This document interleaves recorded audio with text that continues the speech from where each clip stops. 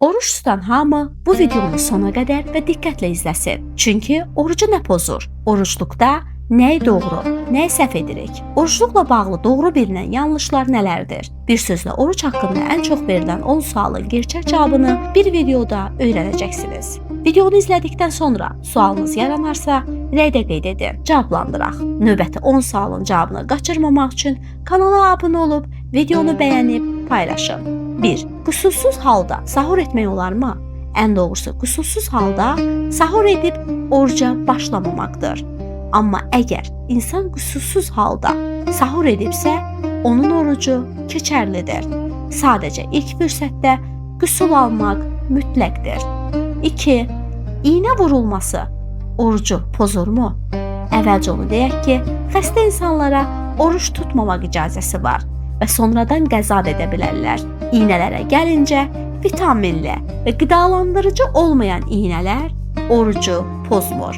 Amma vitaminli, qidalandırıcı iynələr və qan köçürülməsi orucu pozur. Ehtiyat üçün iynəni iftardan sonra və ya sahur vaxtına salmaq daha yaxşıdır. 3.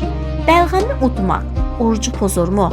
Əgər bəlğəm ağza gəlmədən udularsa, oruc pozulmur. Ağza gəlibsə, ən doğrusu onu geri udmamaqdır. 4. Makyaj və saç boyası orucu pozurmu? Xeyr, makyaj, saç boyası və gigiyenik dodaq vasitələri bədəni qidalandırmadığı üçün orucu pozmur. 5. Müalicə üçün şam istifadə etmək olarmı? Mədə-bağırsaq müalicəsində istifadə olunan şamlar orucu pozmur. Çünki qidalandırıcı deyil. Əgər qidalandırıcı xüsusiyyət daşısaydı, orucu pozmuş sayıla bilər. 6. Yuxuda pollusiya olmaq orucu pozurmu? Yuxuda qeyri-ixtiyari şəkildə qüslun pozulması orucu pozmur. 7.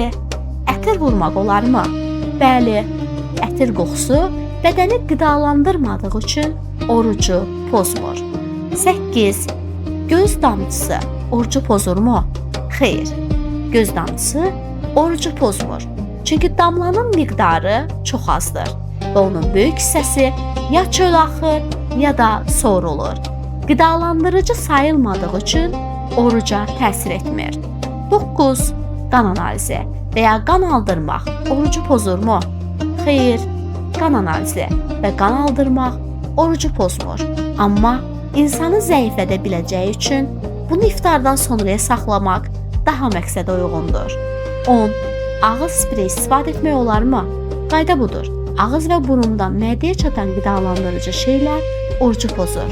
Amma diş ağrısı və ya ağız qoxusu üçün istifadə edilə bilən sprey mədəyə getmirsə və qidalandırıcı deyilsə, orucu pozmur.